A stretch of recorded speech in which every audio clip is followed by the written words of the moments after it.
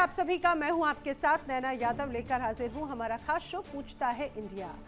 बात सिंधु के पानी को लेकर। सिंधु का पानी जिस तरह से किसी के लिए ये कहा जाए कि एक तरह से लाइफलाइन है, तो किसी के लिए बहुत बड़ा झटका। पाकिस्तान की बात करें तो जिसे लेकर कभी पाकिस्तान के हुक्मरान गीदड़ भभकी देते रहते हैं, कभी अंतर्राष्ट्रीय बिरादरी से गुहार लगाने के लिए राजधानी में इंटरनेशनल सेमिनार का आयोजन कर देते हैं, और अब पाकिस्तान के हुक्मरान की एक बार फिर से गीदड़ भभकी सामने आई है। किस तरह से सिंधु के पानी को लेकर पाकिस्तान के नेता अब हिंदुस्तान को गरियाने की कोशिश कर रहे हैं, जरा देखिए। वो इंडस को, सिंधु को एक हथियार के तौर पे पाकिस्तान के खिलाफ इस्तेमाल करना चाहते हैं। हम भारत को बताना चाहते हैं कि सिंधु, गिलगित बल्तिस्तान और आजाद कश्मीर के अवाम से लेके बलूचिस्तान और सिंध के बॉर्डर तक, कोस्ट तक के जो अवाम, हम इसका दिफा करेंगे। हम आपको जवाब देंगे। हम सिंधु पे सौदा करने के लिए तैयार नहीं हैं। जंग लड़ना पड़ेंगे तो जंग लड़ने के लिए तैयार है। तो सुना आपने, ये है पाकिस्तान के हुक्मरान जो सिंधु नदी के पानी के लिए तड़प रखे हैं। ये पूरा मामला आपको बताते हैं कि आखिर क्यों जंग पर उतारू हो रखे हैं पाकिस्तान के ये नेता। शहबाज सरकार को समर्थन दे रही पीपीपी के नेता बिलावल अली भुट्टो को आपने सुन लिया, जो गीदड़ भभकी दे रहे थे। एक बार फिर से सिंधु नदी के पानी के लिए जंग लड़ने की बात उनकी तरफ से कही गई। वो यहां तक दावा कर रखे हैं कि पाकिस्तान अपने हिस्से के पानी के लिए किसी भी हद तक जा सकता है। उधर पाकिस्तान की सेना की ओर से 276वें कोर कमांडर सम्मेलन के बयान जारी किए गए, जिसमें कहा गया कि देश के हिस्से का पानी पाने और उपलब्ध कराने के लिए हर जरूरी कदम उठाया जाएगा। पाक सेना की ओर से कहा गया कि 24 अप्रैल 2025 को राष्ट्रीय सुरक्षा समिति की ओर से जारी निर्देशों का पालन होगा। अब बताया जा रहा है कि एनएससी की बैठक में कहा गया था कि यदि पाकिस्तान के हिस्से का पानी रोका गया तो उसे युद्ध की कार्रवाई माना जाएगा। इससे पहले भारत के विदेश मंत्रालय की ओर से साफ कहा जा चुका है कि जब तक पाकिस्तान आतंक को पनाह देगा तब तक संधि सस्पेंड ही रहेगी, किसी तरह से कोई बातचीत की ही नहीं जाएगी। खून और पानी साथ साथ नहीं बह सकते, ये हिंदुस्तान की तरफ से क्लियर कट मैसेज है। और यही वजह है कि जैसे ही जब सिंधु जल संधि भारत ने पूरी तरह से जब स्थगित की, तो उसके बाद में तोते उड़ गए हैं। पाकिस्तान है जिसकी जनता सिंधु पानी के लिए लगातार तरस रही है। हुक्मरान भारत के खिलाफ आतंकी साजिशें रचना नहीं छोड़ पा रहे, और ऐसा हो भी क्यों ना, क्योंकि जनता के प्रति जवाबदेह शहबाज सरकार ने सेना के आगे सरेंडर जो कर दिया है। पाकिस्तान में सेना हमेशा से बेलगाम रही। पानी के लिए तड़पते पाकिस्तान के मुद्दे पर जिस तरह से वहां की अब जनता खुद आवाज बुलंद कर रही है, हुक्मरान अब खामोश बैठे हैं। वो गीदड़ भभकी देते हैं, लेकिन जनता की आवाज सुनने के लिए उनके पास में वक्त नहीं। बड़े सवाल, क्या शहबाज सरकार को प्यास से परेशान जनता का दर्द दिखाई ही नहीं देता? क्या सरकार और सेना के लिए पानी से ज्यादा जरूरी आतंकियों का साथ हो चुका है? क्या पाकिस्तानी हुक्मरानों को लगता है कि भारत को अगर वो गीदड़ भभकी देंगे तो उससे उन्हें पानी मिल जाएगा? करेंगे चर्चा। खास मेहमानों का पैनल मेरे साथ में कनेक्ट हो रहा है, जल्दी से आपको मिलवा देती हूँ। मेरे साथ में रक्षा विशेषज्ञ retired colonel SK Malik ji connected हैं। मेरे साथ विदेश मामलों के जानकार दामोदर सिंह जी कनेक्टेड हैं। पाकिस्तान से दो मेहमान, रक्षा विशेषज्ञ मेजर शेख नदीम जी मेरे साथ में कनेक्टेड हैं। तो पाकिस्तान से ही जर्नलिस्ट डॉक्टर सज्जाद बुखारी भी मेरे साथ में कनेक्टेड है। आप सभी का इस चर्चा में बहुत स्वागत है। मैं मेजर शेख नदीम साहब आपसे इस बारे में जानना चाह रही हूँ। सबसे महत्वपूर्ण ये इसीलिए हो जाता है क्योंकि पिछले कुछ वक्त से बार बार ये कहा जा रहा है कि भाई पाकिस्तान में जो भी डिसीजन लिए जा रहे हैं वो वहाँ की सिविल गवर्नमेंट नहीं लेती, वहाँ की सेना लेती है। तो मुझे लगता है आप ज़्यादा बेहतर बता पाएंगे कि ये जो पूरी सिंधु जल संधि है वो जिन भी परिस्थितियों में हिंदुस्तान की तरफ से स्थगित की गई, पूरी दुनिया को बड़ा मैसेज दे चुका है। अरे पानी को लेकर क्या धमकी देने पर अब उतारू हो गए? क्या इस तरह की कोई प्लानिंग, कोई बैकअप प्लान कभी रहा नहीं है पाकिस्तान का? 80% पानी अगर पाकिस्तान के पास में रहा तो क्या इतनी नाकाम और इस तरह से प्लानिंग रही कि कुछ ही महीनों में एकदम हालत पस्त हो गई? ऑडियो अनम्यूट कर लें मेजर शेख नदीम। एक तो इस मामले में फौज का कोई लेना देना नहीं है। जो आप बात अच्छा, कर रही मुझे है नहीं, नंबर मुझे नंबर लगा टू कि जहाँ क्योंकि तक डिसीजंस या पॉलिसी मेकर तो पाकिस्तानी फौज है पाकिस्तान की, तो आप ज्यादा बेहतर बताएंगे। देखिए, मैंने बता दिया कि कोई लेना देना नहीं है फौज का। दूसरी बात ये कि ये जो ट्रीटी है, ये दोनों के दरमियान म्यूचुअल एक ट्रीटी है, एक मुआहदा है। और इसमें आप जो कह रही है कि 80% पानी, ऐसा नहीं है, बल्कि 6 दरिया थे, 3 ईस्टर्न आपके पास है, वेस्टर्न 3 हमारे पास हैं। और उस वक्त जब पाकिस्तान इंडिया का ये ट्रीटी हुई थी, उस वक्त 180 मिलियन एकड़ फीट पानी पाकिस्तान को जाता था। उसमें से भी 45 मिलियन एकड़ फीट पानी भारत के पास चला गया आफ्टर द ट्रीटी। तो उल्टा लेने के बजाय हमने दिया है। ये आप उसको गूगल कर लें या पढ़ लें ट्रीटी को, तो आपके सामने आ जाएगा। ऐसा कुछ नहीं है। जहां तक ताल्लुक है कि अगर हेल्ड इन बेंच है, ठीक है, इसको आप इस पे एग्जीक्यूशन नहीं करते, इसको एक्ट नहीं करते, इसकी कोई डाइवर्जन नहीं करते, तो वी आर ओके, ठीक है, हमें भी कोई प्रॉब्लम नहीं है। लेकिन कॉन्टीजेंसी ये है, एक कॉन्टीजेंसी ऑप्शन आप जैसे कह लें आपकी जबान में, कि अगर इन केस आप इसको वाकई डाइवर्ट करते हैं, हमारे जो हिस्से का पानी है इसको रोकते हैं, तो we will consider it as यजीदियत, और हम इसको हुसैनियत की तरह इसका मुकाबला करेंगे, फाइट करेंगे। हमारी गर्दन कट जाए, लेकिन आप सबको भी उखाड़ के हम फेंक देंगे। इस जो है, ये जितने भी आपने कोई भी डाइवर्जन टनल या कोई डैम या कोई ऐसी चीज बनानी है उसकी जो हमारा पानी रोके, ठीक है, डाउन स्ट्रीम की तरफ, विल ब्लो हिम अप, उसको हम इंशाल्लाह उड़ा देंगे। मेजर शेख नदीम साहब, आपकी जिस तरह से धमकी दे रहे हैं, आपकी उस बात पे अब कर्नल साहब भी हंसने लगे हैं। देखिए, मलिक साहब भी हंसने लगे हैं। अच्छा कर्नल मलिक साहब, मुझे एक बात बता दीजिए, इस हंसी का मुख्य रीजन क्या है, मुख्य कारण क्या है? मैम, सभी को मेरी तरफ से बहुत नमस्कार। हंसी का रीजन ये है ना, एक कहावत है ना कि घर में नहीं दाने, अम्मा चली बनाने। कहानी वो बात है कि आपके पास 2 मिसाइल के तो पैसे हैं, और 2 मिसाइल के दम पे आप इतना कूद रहे हो, कब तक चलाओगे? चला लीजिए, तोड़ दीजिए डैम, फिर कहने की क्या जरूरत है? फटाफट मारो, देर तो मत आपको करो। भी पता है सर कितने मिसाइल, ये तो आपको भी पता है कितने मिसाइल हैं और उनकी क्या पावर है, और नदीम कहां साहब, पहुंच सकते हैं सर। नदीम साहब, ओप सिंदूर में कितने ड्रोन अंदर आए थे? वैसे तो आप कहते हैं कि दिल्ली के ऊपर आके हम तो रेकी करके चले गए, वो तो मुनीर साहब ने वापस बुला लिया आपके एयरफ्लाइट को कि भाई वापस आ जाओ दिल्ली के ऊपर से। ये तो दिल्ली के ऊपर भी आप आके चले गए। खैर, एनीवे, बात छोड़िए इस बात को। देखिए, मेरी बात सुनिए। समझौता जब होता है, 2 पक्षों के बीच में होता है, दोनों की रिक्वायरमेंट के बेसिस पे होता है, दोनों के एग्री होने पर होता है। अभी बात यह है कि देखिए, मैं एक चीज बताता हूँ। हाँ, मैं एक चीज बताता हूँ, शायद आप लोग जानते हो, पर क्या होता है कि जब ओपन मीडिया में आते हो तो आप लोग थोड़ा कहते नहीं उस बात को। देखिए, पाकिस्तान के अंदर आज भी, मैं इन चीजों को पढ़ता रहता हूं तो कभी कभी ध्यान में आ जाती है चीज। पाकिस्तान के अंदर जितने भी दरियाओं का पानी दिया गया है, वो 80% इसलिए नहीं है। 3 दरियाएं आपके पास दी है, 3 नदियां हमको दी गई हैं, तो कुल मिलाकर अगर क्यूसेक्स में पानी देखा जाए उसके हिसाब से 80% है। ये बात आज से नहीं है, ये 48 में भी झगड़ा हो चुका है इस बात का कि जब पानी बढ़ हरी के बराज से बंद कर दिया गया था पाकिस्तान जाने वाली, तब तो नया देश बना था पाकिस्तान, उस पर फिर से बैठे थे, समझौता हुआ था, और ये 3-4 महीने को जो टसल चला था उसमें पाकिस्तान को पानी बंद कर दिया गया था। इनफैक्ट जो हरी के, जो फिरोजपुर के अंदर एक बराज है, हेडवर्क्स है। अभी बात ये होती है कि उस टाइम जो रिक्वायरमेंट हुई थी, उसके बाद आया था कि देखिए, एक बायलैटरल टॉक्स के होते होते एक इंटर डोमिनियन एग्रीमेंट हुआ था हमारा 48 के अंदर ही। फिर उसके तहत हमने क्या कहा था, जब तक बहुत बड़ा बड़ा समझौता या वाइड एंगल में इसको लेके दोनों देशों के रिक्वायरमेंट वर्कआउट करके नहीं होता, तब तक पानी चलने देना चाहिए, क्योंकि पेमेंट्स के भी इशू थे उस टाइम। तो ये तब तक चलता रहा। वो 60s में 19 सितंबर को जो अभी आपके प्रेसिडेंट अयूब खान साहब और हमारे पीएम पंडित जी बैठ के ये किए थे। देखिए, कोई समझौता एक तो अनंत काल के नहीं होता, इनफाइनाइट नहीं होता है। वो समझौता दोनों देशों की रिक्वायरमेंट, जैसा कि मैंने कहा, उस टाइम की रिक्वायरमेंट थी। 51 से लेके वर्ल्ड बैंक पीछे पड़ा हुआ था, और पूरे देशों में देखिए, आपकी जो प्राइम मिनिस्टर थे या प्रेसिडेंट कह लीजिए उस टाइम के, यूके, इंग्लैंड, कनाडा, जर्मनी, कौन सा ऐसा देश छोड़ा जिसके सामने जाकर गुहार नहीं लगाई? ठीक है, पानी एक नेचुरल रिसोर्सेज है, लेकिन एक बात बताइए नदीम साहब, ह्यूमन भी तो नेचुरल रिसोर्सेज है। आप एक भारत के साथ बैठ के कर लेना समझौता कि हम आपके खिलाफ कोई भी टेररिस्ट एक्टिविटी नहीं करने देंगे। आपके मुशर्रफ तो प्रेसिडेंट की हैसियत से 2003 में बोल गए थे ये उस टाइम, तभी तो शांति हुई थी हमारी राम के ऊपर। मैं तो अभी बोल देता हूं कि पाकिस्तान एक जिम्मेदार रियासत है।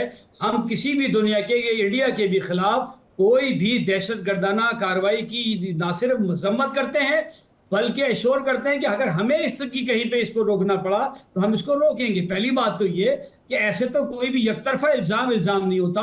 उसके लिए आपको एक थर्ड पार्टी, कोई से भी दुनिया का एक मुल्क ले आए जो हमारे पाकिस्तान का नाम लेकर कहे कि हम इस दहशतगर्दी में मुलविस थे। आप हमें डोजियर ना दिखाएं, उन्हें डोजियर दिखाएं। आप भूटान को डोजियर दिखा दें सर। हाँ, भूटान 2 को मिनट साथ मिला ले, दीजिए। वो बोलते हैं हमें। पहली बात तो यह है कि आप एक फौजी हो और एक बहुत ही एक तरह से बात को एक रैशनल वे में आप रखते भी हो और मानते भी हो। आपकी ये बात काबिल थैंक यू तारीफ सर। है, मैं मानता हूं। लेकिन एक बात बताइए, अगर आप कह रहे हैं, आप और मैं सिटीजन हैं दोनों देशों के, हम अपने अपने देशों के, हम ये बात कर रहे हैं, लेकिन कल ही एनआईए नेशनल इन्वेस्टिगेशन एजेंसी ने हाफिज सईद को चार्जशीट में ले लिया। इसलिए नहीं लिया, पहले नहीं लिया था।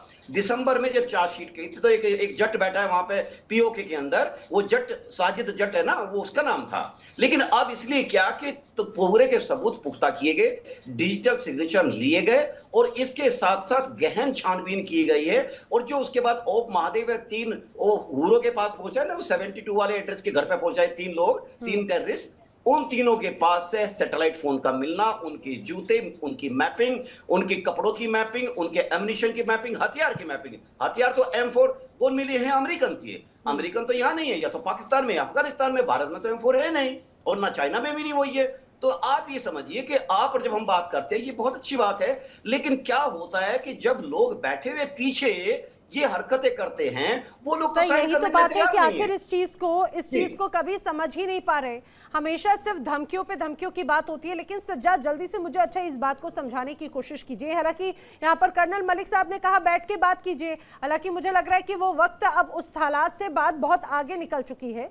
अरे धमकियों की बात होती है, अगर इतनी तकलीफ होती तो पहले आतंकवाद पर प्रहार क्यों नहीं करते, क्यों उन आतंकियों को पाल कर रखते हैं? और जब पता है जिस वजह से इस तरह की ट्रीटी अगर खत्म हुई, हिंदुस्तान ने अगर उसको पूरी तरह से बंद किया, तो उसका बहुत बड़ा रीजन था आतंकवाद। उस पर कोई एक्शन या उस पर बातचीत क्यों नहीं होती? क्या इन धमकियों से बातें बन जाएंगी क्या? बहुत शुक्रिया नैना, आपका आदाब अर्ज है। पाकिस्तान जिंदाबाद, ताहयात पाकिस्तान पाइंदाबाद। और मेरी आपसे एक छोटी सी रिक्वेस्ट होगी, क्योंकि SK मलिक साहब ने भी बात की है, नदीम शेख साहब ने भी बात की है, तो मैं आज आपके साथ जो है बिल्कुल रेलिवेंट गुफ्तगू करूंगा। अगर आपने स्टार प्लस के ड्रामों में फपा कुटनी वाला किरदार अदा ना किया और मुझे जो है मेरी बात मुकम्मल करने दी, तो मैं आज अपनी बात मुकम्मल करूंगा। तो सबसे पहले आप बहुत देखते हैं इस तरह के बहुत साजिश टाइप के सीरियल। आपको बहुत पता है कि अच्छा ठीक है वहां पर किस तरह के किरदार होते हैं, कहां से इतना वक्त निकाल लेते हैं, थोड़ा सा अच्छा वक्त निकालते। खैर चलिए सज्जाद बोलिए।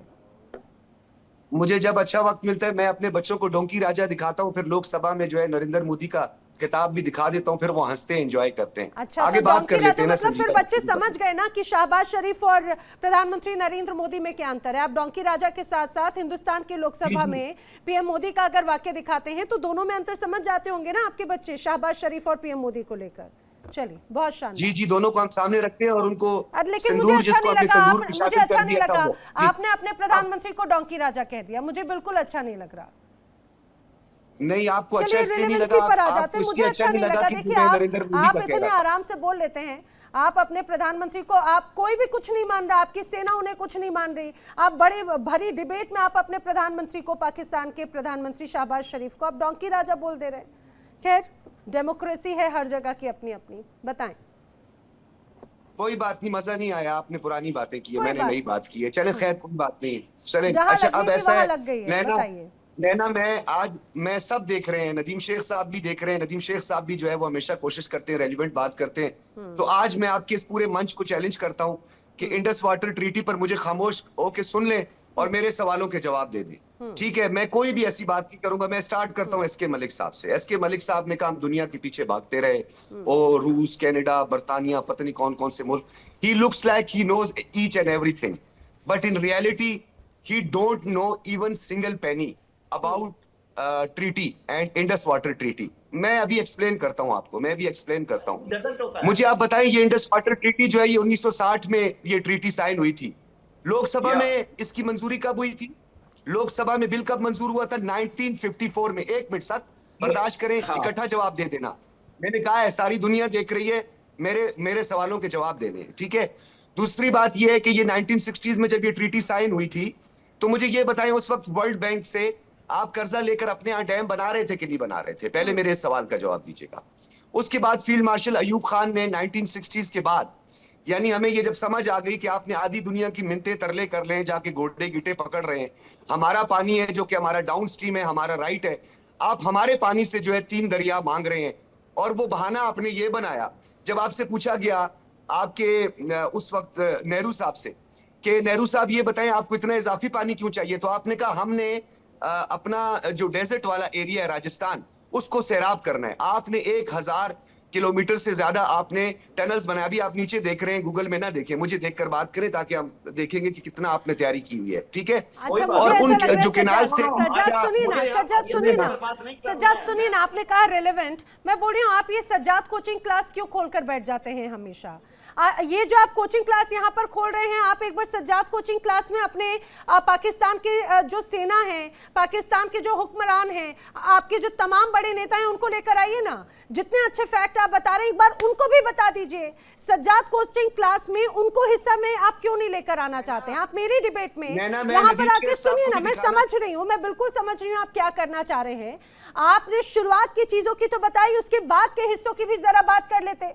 कितना प्रतिशत हिस्से का पानी पाकिस्तान को मिला, कितने, अब ये आपकी और मेरी पहले भी चर्चा हो चुकी है ना, कितना पानी आपको मिला और कितने डैम आपने बना लिए। और ये आपका ये वर्स्ट वाटर मैनेजमेंट का ही बड़ा नतीजा रहा कि कुछ महीनों के अंदर ही आपके यहाँ पूरी तरह से सबके हाथ पैर पूरी तरह से फूल गए।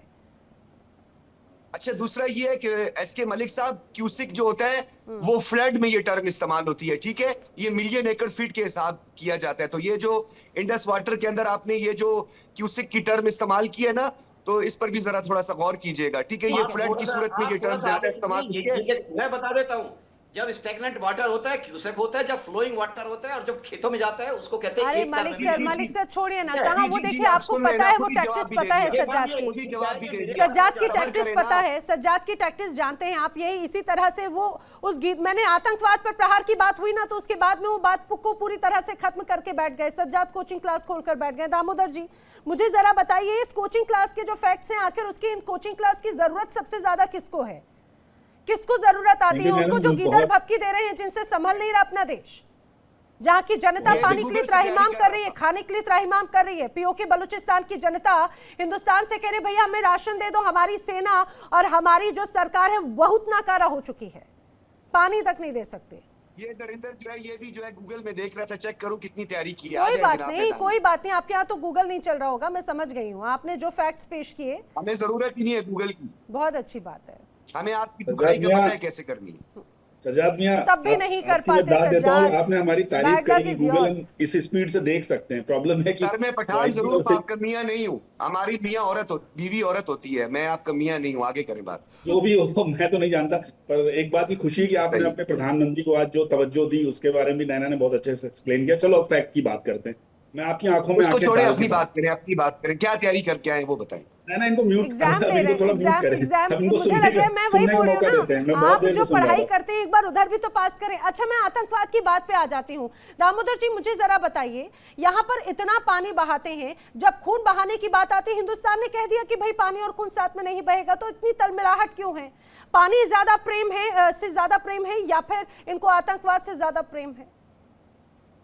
भारत ने इनकी कोई भी ट्रीटी का उल्लंघन नहीं किया। सिर्फ 12 आर्टिकल्स में किसी एक आर्टिकल को, जिसको 5 या 6 आर्टिकल के अंदर आता है, जहां पे वो पश्चिम की जो नदियां हैं उनको बहने के पानी को उन्होंने कहा सिर्फ हम ट्रीटी की जो संधियों के जो एप्लीकेशन है हम उनको यूज करेंगे। ऊपर देखिए, ऊपर सामने देखिएगा, इधर देखिए, आर्टिकल 8 की बात कर रहे हैं। मैं बता देता हूं, आर्टिकल 8 की बात कर रहे हैं। मैं आपकी आंखों में आंखें डाल के बात कर रहा हूँ, और अगर कुछ ऐसा बोलेंगे तो मैं इन सब में शालीनता की सीमाएं पार करने में समय नहीं लगाता। मैं कह रहा हूं कि मैं आपकी आंखों में आंखें डाल के बात कर रहा हूं, और मैंने आंखों में आंखें डाल के बॉर्डर पे भी आपके सोल्जर से बात की और यूनाइटेड नेशन मिशन पे भी बात की। अंदर खाने की सारी बातें पता है कि पाकिस्तान आर्मी में क्या होता है, कैसे क्या नहीं होता, सब कुछ पता है। खोल के रख दूंगा मैं वो पर्चे भी सारे, ध्यान रखना। अब शांति से बात सुनना। कुछ नहीं है, सारी बातें आप कर रहे थे, आपको लेट मी कंप्लीट सज्जाद। आ जाए आर्टिकल का हवाला सही देना, मैंने दुरुस्त किया आपको। आर्टिकल 8 में और 1971 में भी आए थे बांग्लादेश के अंदर, जब आपके सैनिकों ने वो देखी ही फोटो, देखी है कि नहीं देखी? दोबारा देखिएगा। जी वो आप आपने पतलूने उतार के चेक किया था। आप जी आपने पतलूने उतार के चेक किया था। क्या चेक करना चाह रहे थे? सबसे बड़ा सब्सक्राइबर है, सुन तो लीजिए, IMF का सबसे बड़ा सब्सक्राइबर उस फाटा पे, हमने भारत ने उसे बैन नहीं किया। पता है आपको ना, 2018 से लेकर 2022 तक आप फाटा की ग्रे लिस्ट में थे, वो भारत ने नहीं किया था, वो पूरे दुनिया की एक संस्था जिसने आपको बैन किया। आप अपने कारनामों के बारे में क्या जानना चाहते हैं? मुल्क में, पूरे वर्ल्ड में कहीं पर भी, लेट मी कंप्लीट, बताएंगे, बता लेना, अभी क्यों बोल रहे हो? अब डिबेट चल रही, सुनते रहिए। यार सेटअप कुछ और इंडस वाली पे बात करो यार, जो रेलेवेंट बात है वो करो यार। रेलेवेंट बातें कर रहा हूँ मैं, अभी आपको वही बताने के लिए बात कर रहा हूँ मैं। सेटअप की क्या रेलेवेंसी बनती भारत है ने उसके अपना साथ? स्टेटमेंट दे दिया, और action speak louder than words, whatever you want to do आप कर सकते हैं। डैम खुले पड़े हुए, वहां पे कोई एंटी एयरक्राफ्ट गन नहीं लगी हुई। आप आइए, स्वागत है आपका। जब आपको लगे कि आप भारत के किसी भी डैम पे अटैक करना चाहते हैं जो आपके पानी को रोक रहा है, आप करके कोशिश करके देख लीजिए। पूछ के नहीं करेंगे, वो हम पूछ के नहीं करेंगे, वो हमने टारगेट स्टॉप किए हुए हैं, वो हम टुकाई कर देंगे। हर जनरल ने स्टेटमेंट दिया, ऑपरेशन सिंदूर 2.0 जारी है अभी भी। यकीन है इस बात पे? और रही दुनिया भर की बातें करने से क्या फायदा होगा यार? बॉन्डी हरकतें ना, ये आपका सिंदूर 2 था। ये बॉन्डी हरकतें तुमने अभी एक शांति का समझौता कराया, उसके लिए ट्विटर पे जाके दुनिया भर के फोटो ऑप्स किए, और लास्ट में आपको क्या रिजल्ट मिलता है? आप जिस मुल्क के साथ ट्रीटी करवाते हो वही मुल्क दूसरे दिन उठा के ईरान के ऊपर अटैक कर देता है। किस बात की आप बातें करते हैं? फोटो ऑफ करना, ट्वीट करना, ये सब ना खोखली हरकतें, ओछी हरकतें कहते हैं इनको। काम ग्राउंड पे होते और विश्वास पे होते। अब आप इंडस वाटर की बात करते हैं, हमने 65 सालों तक आपका पानी 1971 में नहीं रोका, 1965 में नहीं रोका, 1999 पे नहीं रोका, मुंबई अटैक के टाइम पे नहीं रोका गया। मैं प्रूफ कर दूंगा, आप नहीं रोक सकते। तो फिर नहीं रोक सकते तो फिर ये नहीं रोक सकते तो फिर इतना रोना काहे का रो रहे हैं सज्जाद?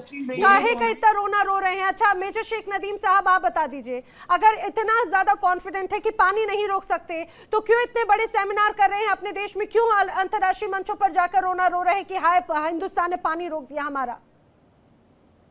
देखिए, हमें कोई वरी नहीं है, हमें कोई वरी नहीं है। और जैसे मैंने बताया कि देखिए, हमारे दीन में है कि यजीद ने पानी रोका था, यजीद ने पानी रोका था इमाम हुसैन अलैहिस्सलाम का, और उसके बाद इमाम हुसैन अलैहिस्सलाम ने अपना सर कटा दिया, और आज तक उनका नाम जिंदा है, यजीद का नाम खत्म हो गया। तो हमारा ये दीन है, इंशाल्लाह हमें सर कटाना पड़ा हम सर कटा देंगे, लेकिन आप जुगराफिया से हम सर कटा देंगे, खून बहा देंगे, लेकिन आतंकवाद नहीं छोड़ेंगे। सारी चीजों की बात है मालिक सर। ऐसा मत करना कि भारत पे छोड़ दो, बहुत तौहीन होती है। एविडेंस दें हमें, हम आपके खिलाफ नहीं है, हम किसी मुल्क के खिलाफ नहीं है। वी आर विद यू, आप हमारे भाई हैं, हिंदू हमारे भाई हैं। पाकिस्तान आतंकवाद के खिलाफ है। ऐसा मत बोलिए, ऐसा आईएसआई की नजर है, मत बोलिए नदीम साहब ऐसा। देखिए, किसी भी मासूम इंसान का कत्ल, किसी भी मासूम इंसान का कत्ल, बेगुनाह इंसान का कत्ल, चाहे वो पहलगाम में हुआ, चाहे पुलवामा में हुआ, जहां भी हुआ, we condemn, I condemn on the screen। Pakistan ने कश्मीर की, अफगानिस्तान के ऊपर जो आपने अस्पताल के ऊपर अटैक किया उसकी बात कर रहे हैं, मैं जानना चाह रहा हूं। देखिए, मैं उसका जवाब देता हूं। कराची के अंदर अमेरिकन एम्बेसी में जो 14 लोग मार दिए उनकी बातें कर रहे हैं, किसकी बात कर रहे हैं आप बताएंगे मुझे? वहां हमने अटैक किया था एमुनेशन डिपो पे, एमुनेशन बहुत ज्यादा था, जिसने आसपास का एरिया, और वहां उन्होंने ये छुपा कर कैमोफ्लेज करके एक हॉस्पिटल बनाया हुआ था जहां पे ये खुद कुछ यही तो बात हो जाती है। क्या आपके ऑपरेशंस इतने अनप्लान्ड होते हैं, प्रिसाइज नहीं होते, बगैर किसी रणनीति के होते हैं कि बस जल्दबाजी में आकर कहीं पर भी मिसाइल दाग दो? इतनी ज्यादा आपकी कमजोर पूरी प्लानिंग होती है क्या कि मासूम जब लोग उसकी जद में आते हैं तो उसको एक तरह से कवर अप करने की कोशिश कर रहे होते हैं? और जब पानी की बात है, एक बार क्लियर कट कर लीजिए ना कि अगर हिंदुस्तान पानी बंद कर सकता है तब तो ठीक है, जब नहीं कर सकता तो क्यों दुनिया भर में रोना रो रहे हैं? सबसे बड़ी बात तो यही हो जाती है, और धमकी पे धमकी एक तरह से देते नजर आते हैं। वक्त इतना ही था। आप सभी मेरे साथ इस चर्चा में शामिल हुए, आप सभी का बहुत शुक्रिया। रुक रहे एक छोटे से ब्रेक के लिए, देश दुनिया की तमाम खबरें आगे भी जारी है। देखिए इंडिया डेली 24/7 अब आपकी स्मार्ट टीवी पर। इंडिया डेली मौजूद है सभी डिजिटल प्लेटफॉर्म पर लाइव और लगातार। इंडिया डेली 24/7 हर दिन राष्ट्र को समर्पित।